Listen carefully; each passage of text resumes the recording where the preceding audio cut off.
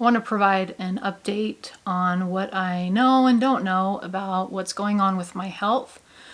Long story short, I have lymphedema and I do not know what is causing it. I've never had cancer. My blood work's been done. My white cells look fine. I am pretty frustrated, so as my other videos go, I could get emotional. There's just a lot of underlying things going on along with it because, as my regular followers know, I am in the process of retiring, supposed to be in March.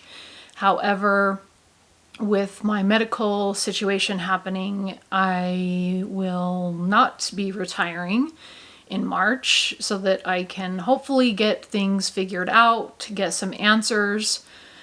Today I had my appointment with a vascular surgeon to do lower extremity ultrasound on both of my legs because I've got severe swelling in my legs, as you can see in my thumbnail. Now, this happens when I am active, walking a mile. It happens when I am driving for at least a couple of hours. The time that it doesn't happen is when I'm sleeping. Getting up in the morning, my feet and legs are normal. By the end of the day, even with my up and down, sitting and moving around, I still start to get some swelling around my ankles. So they looked at my heart. I've got mild regurgitation of the tricuspid and mitral valve, which doctors say is nothing to worry about. And that might be the case. They pointed me in the direction of vascular surgery, who today did the ultrasound and basically found nothing. And I'm going to play some of the audio of my appointment. So the purpose in the ultrasound is to look at the valve function, essentially. And the valves are one way to bring the blood back to the lungs. So, and then the reason they ask you what you do for work, which is really kind of stupid because, yeah, I sit down at a computer, that's what I've done, but I've also ran half marathons and have worked out, not really in the past 2 to 3 years, but when this first occurred 5 years ago, I was working out and running regularly. So they really need to ask about your activity, not just what your occupation is. And so she mentioned why they ask that. Because the muscles are what brings the blood back to the rest of the body. So the muscle, it makes the valve shut tightly, and then gravity won't pull it backwards. If the valves are leaking, then you get what's called reflux, which is gravity just pulling the blood backwards. So I'm going to pick up on the follow-up where she talks about what my findings were, and then also, because this has been called that I have edema, but she said that I have lymphedema, so I'm just going to play a couple of these parts here. We look at 3 specific veins in the legs, and we do this. We look at, and this is all of your right leg. This represents the deep vein, the main vein in the leg. It does 90% of the work, and this vein actually belongs right here. And these 2 veins branch off of it, okay? So she's talking about a vein down here, and then on this side. Here goes down the inside right to the feet. And then this one branches off back here, it goes on the back side of the leg, okay? And blue is normal. So she didn't pick up on any reflux in the right leg.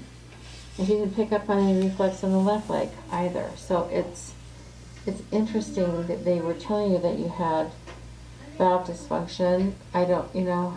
It's really odd to me.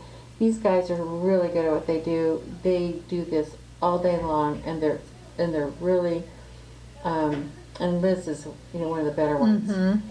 And so I know that sometimes you do see discrepancies. I don't know why there is such a discrepancy between from this and what you found in Arizona. But all right, and I forgot to bring the paperwork. Are you able? So the way that the cardiologist explained it to me in Arizona was I had incompetent valves in my legs. And what I was told today by the Liz doing the ultrasound was that it was behind my knee, but as they said, they didn't see anything, and she's not why there was such a discrepancy.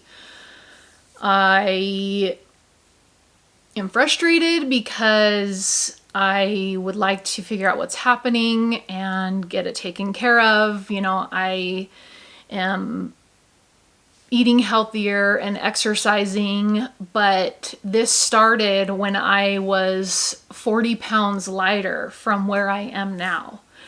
So it's not something that I've experienced as I've put weight on. It's something that I don't know why it's happening. I am going to follow back up with the military doctor, the primary care there, and see what my next steps are. I don't know, am I out of luck? I don't know. Is there anybody else out there who has lymphedema and their blood looks fine and they have never had cancer and maybe they never know what is going on? This is not something that's in my family. My mom has had lymphedema because she had cancer, but there's a cause there why she had it.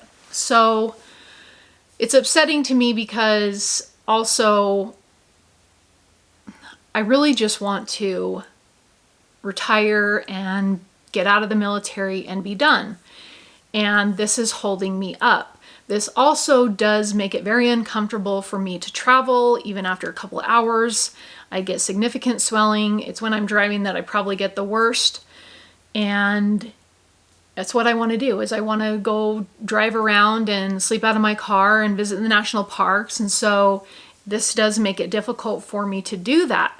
And then on top of that, I'm ready to be out of the military, to be done with it. But yes, I am still figuring out what the medical care is, but it's frustrating because I'm not getting all that I was told I would get. And I broke down today, and I broke down and asked my sister, who I am very, very grateful to, Melanie, because she is also in the military and she is a first sergeant. And I asked her if she would come with me to some places on base today, because I've just gotten the runaround with so many things that I'm beyond frustrated, and I've reached my breaking point, I feel like, and I had to ask her for some help. And I'm very grateful that she was there to do that. And, just even to provide that moral support of helping me speak up for myself. We all have to be our own medical advocate, but sometimes that gets really tiring. And when you're dealing with other things too, you just don't want to do it anymore, right? As far as meaning continuing to seek care. And so she came with me, and we determined that, I just need to hold off on my retirement until this gets fixed. I spoke to my commander, which they have really been hands off with me, unfortunately, because I have been away from my home base for 3 years on active duty orders. And this all happened while I was on active duty orders. I should have continued on orders, but I didn't.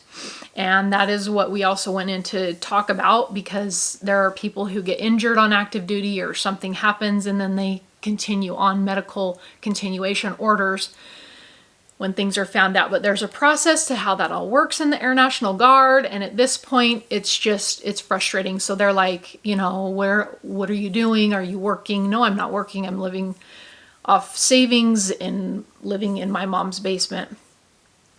And it's just a shame because they weren't effectively checking in, the higher levels. Like the direct supervisor who's in my office, he was trying to check in, but at the same time, they're like, okay, well, Rachel, we know you're retiring. And I told everybody that I'm on an LOD when I came back and in processed in October, a line of duty, meaning I had something that came up, medical condition that came up while I was on active duty and needed care for it.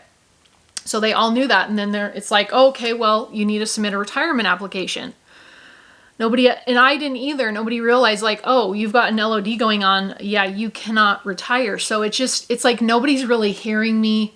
I don't have a voice. When you're just a little lowly enlisted peon, trying to fight for yourself, like you don't always get what you need.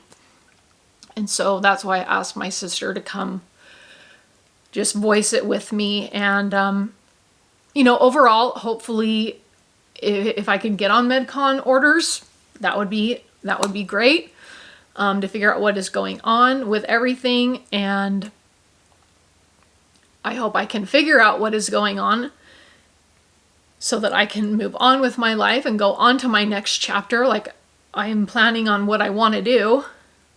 And just put all of this behind me. It's just this, I want to be done, but I can't yet. And I have nothing really to be upset about.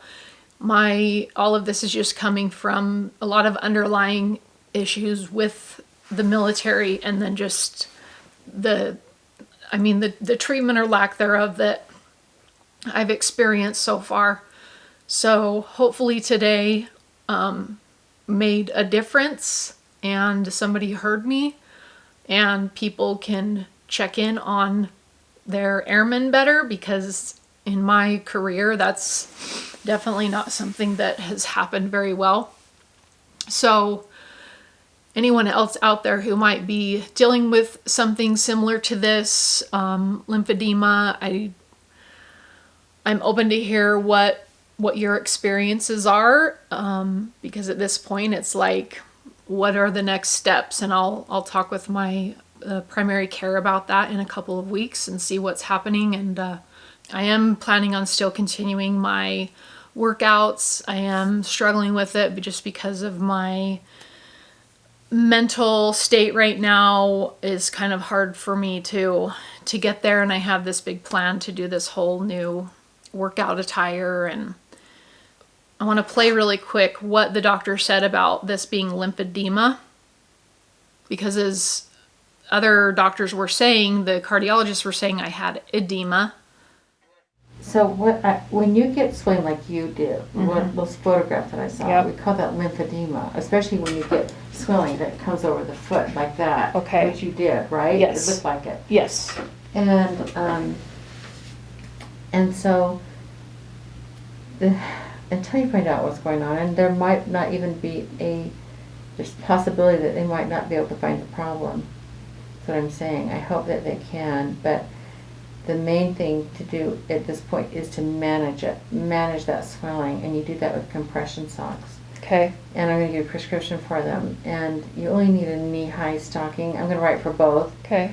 But one thing that's important to understand is that when you have swelling in the leg, that's a warm, moist environment that bacteria loves, and you could get a cellulitis when you have that much swelling in the leg. And so, what's cellulitis? It's a terrible skin infection. Swelling is a warm, moist environment. Bacteria loves it. So if you even get a scratch in your skin, or I get crazy itching on my legs. Oh, be careful, because and I will bruise. Be careful with that, because when there's an opening, it's a pathway for bacteria, and you get a terrible infection, which sometimes lands people in the hospital with IV antibiotics. So you need to take good care of your skin. We live in a desert. Yes. You need to take good care of your skin with something like, I'm just going to put this down here, skincare. With here's some examples, CeraVe or Cetaphil or Eucerin in a jar. I don't want you to pump. I want you to get the one with the jar that you have to kind of get the cream out with. Okay. Eucerin, these are some good ones. They don't have a fragrance to them. Anytime you have a fragrance, there's alcohol in it, because the alcohol is what emits the fragrance.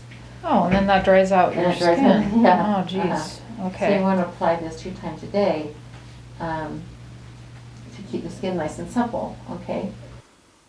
So I have compression socks now, and I got the ones that are toeless because they're easier to put on, and there's no difference between having a toe and not a toe with the compression that it provides over the foot.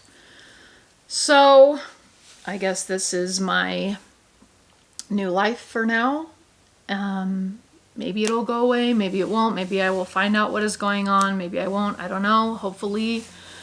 But I thank you all so very much for your support, and I will see you in my next video. Bye.